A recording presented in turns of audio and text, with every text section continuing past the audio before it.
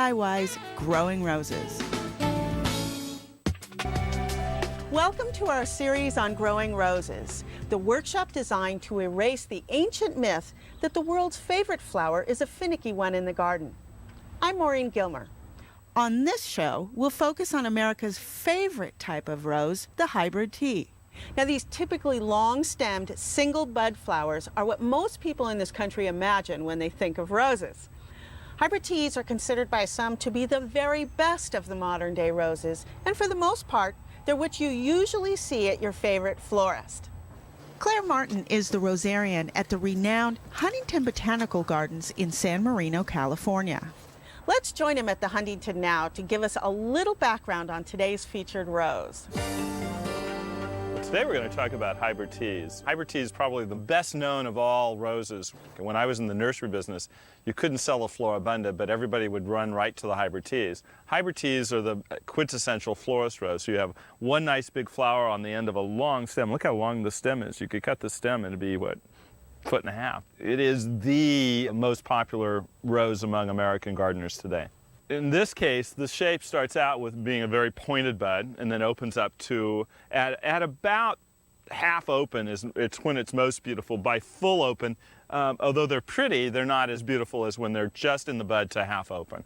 A candelabra is a new shoot that comes up and it actually flowers like a candelabra, so it has multiple flowers. Some people think this is a fault among hybrid teas, but actually once this finishes flowering, you can just cut right below it and all the flowers will be just like this, one flower to a long stem. Hybrid teas tend to be planted in gardens where you can get in and actually cut stems and bring them in for arrangements. They tend to drop all their lower foliage, so there's sort of a naked area at the bottom of the plant. But the nice thing here at the Huntington, and this is something you can do at home as well, is to plant floribundas in front or other flowering shrubs, annuals and perennials in front of your roses, so to cover up that lower bare area down there. One of the problems with hybrid teas, there are many that aren't very cold tolerant. So for example, Double Delight. Double Delight will freeze in fairly mild winters. Here in Southern California, it's very hardy, but in parts of the Midwest, upper New England, those areas, it freezes easily and will not come back, it just dies. But there are many good hybrid teas that will survive cold winters. It's just you have to spend a little time doing your research. The other problem is, hybridizers haven't been selecting hybrid teas for disease resistance, but because the hybrid tea is about this big flower, that's always been the focus of hybridizers. And it's only lately when people have stopped using a lot of chemicals that they realize that they have to breed these roses to have less disease. One of the joys of growing hybrid teas is just you're growing this plant for just the flowers. I mean, they're huge flowers. Some are very fragrant, but how many plants can you plant in your garden that will flower, 8 or 9 months out of the year? A hybrid tea will do that. So Claire, what's the latest trend in color for hybrid teas? Well, Maureen, probably the most popular color among hybrid teas are the bright colors.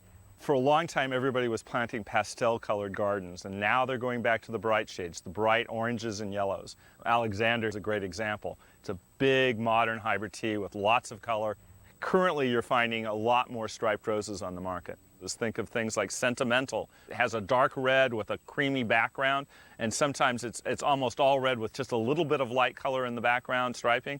There are even green roses in the collection occasionally, things like mint julep. They're greenish with some pink in them in the cool weather, but in warmer weather, they'll pick up a little bit more green. Thanks, Claire. Now don't go away. We're going to grab the clippers and show you how to prune properly so you can have beautiful cut roses all year round. Roses. We're here in our demo garden and we'll be here for all 5 shows to give you a how-to demonstration on each type of rose. Now our goal is to teach you how to grow beautiful roses in your garden, just like those at the Huntington. So let's get started with this sort of overgrown hybrid tea, and I'm going to give you sort of the straight about everything regarding summer pruning of hybrid teas. It's important to know the lay of the land before you get started. If you have a tag on your rose, leave it on there, because if you forget what rose it is, it will always remind you. So each time you prune, you're pruning for form and you're pruning for flowers at the same time. It's sort of a double-pronged approach. The center of the plant should be open so that all the leaves that exist in this area receive plenty of sun and plenty of air circulation. Remember that dense, overgrown roses get more diseases than open roses because of the lack of air circulation and the accumulation of moisture on the inside of the plant in the morning. Now, the first thing I do once I have an open center is I look for canes that are conflicting, because anytime you have canes that rub against one another, it creates a wound, and pests and diseases can enter the cane through that wound. So before I decide which one I'm going to take out, I look and see what the constellation of branches is. And this is the art of pruning, is you've got to look at each and every little scenario of branches and make your decisions as to what is the right branch to cut.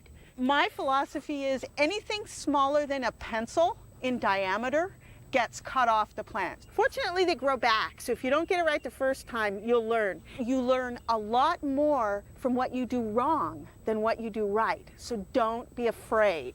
And these roses will rebound so quickly, it'll surprise you. If you give it plenty of water and fertilizer, they'll just flourish. And if you spare the clippers, you spoil the rose, and it's always better to prune hard during the growing season than to risk not pruning hard enough and getting all sorts of spindly wood. So see this big cane back here? That's the kind of growth we want to stimulate.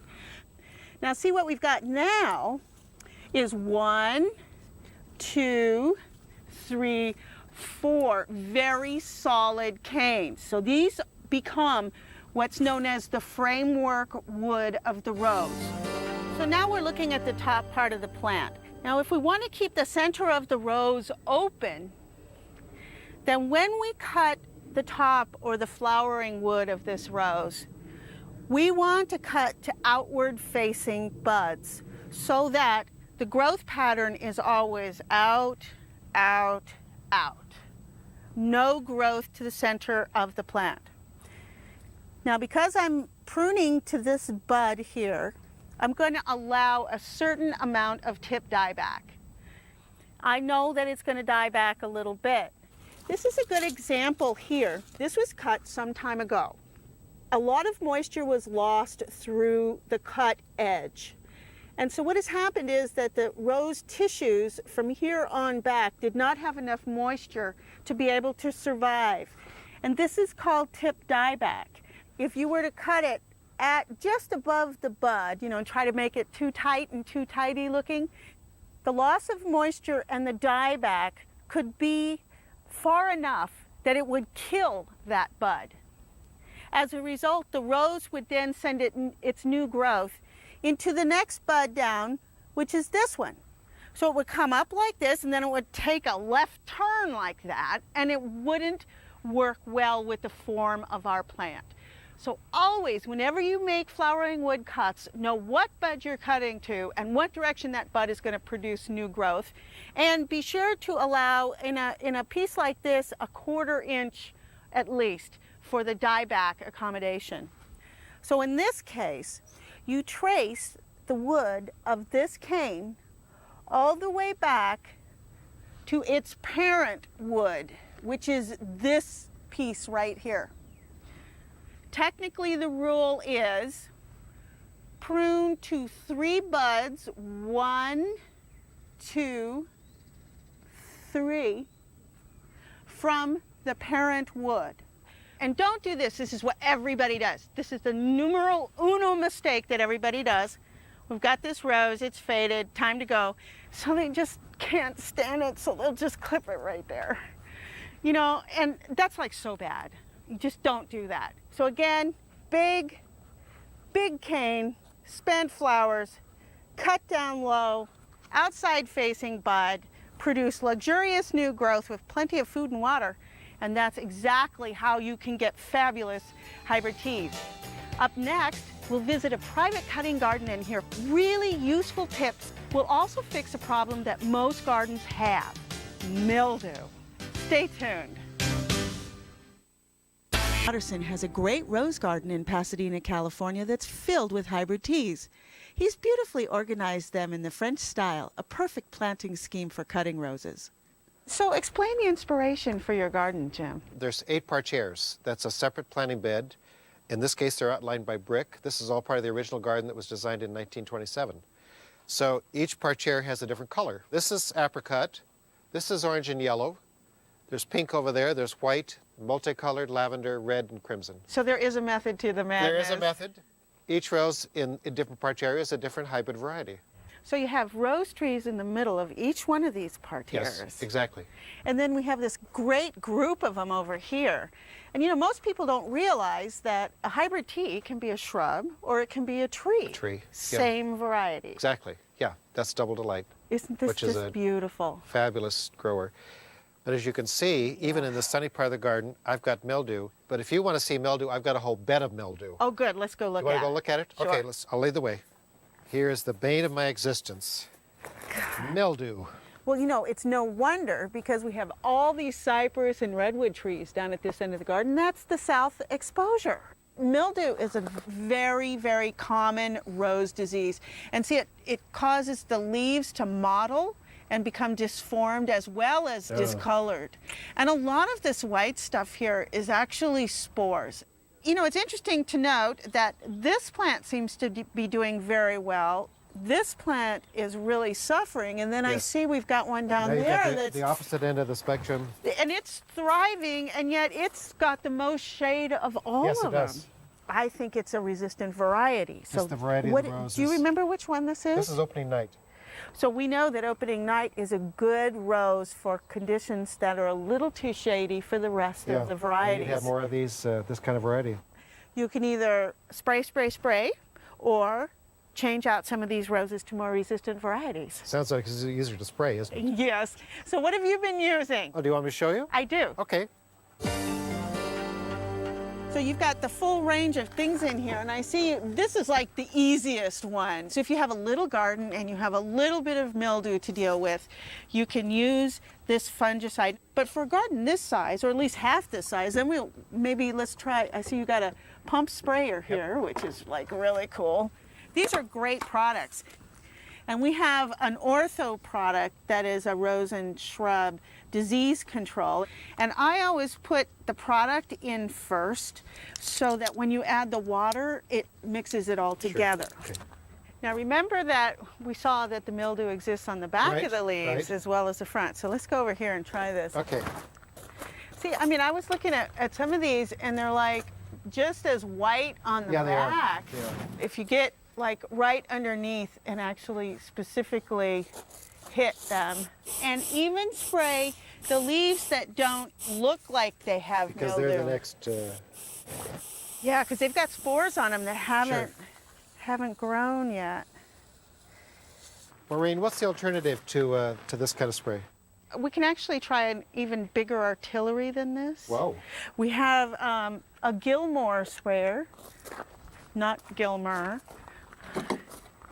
which is this product here. And what I like about this is it's an automatic proportioning gun. We take product, our pesticide or fungicide, pour it into this reservoir, and then set the dial on the top at 1 gallon, 1 tablespoon per gallon. So there's the dial right there. Okay. And then we hook it up to hose. Now there's this little nozzle on the end, which kind of shows what direction the fan is going to go. So in this case, I mean, this is really a large-scale application that's tool. one parterre at a time almost. Yeah. And then if you turn it upside down for doing underneath, it will actually shoot upwards for you from the bottom a lot easier. And I've got a final idea for you if you don't like to use chemicals at all. Oh, I don't. Looks like you put together a tea party, Maureen. Well, it almost is that. And I'm going to give you a great recipe for a non-toxic organic rose spray that does all kinds of good things. Oh, this sounds easy too. Yeah, it is, and it works very well on our fungus problem.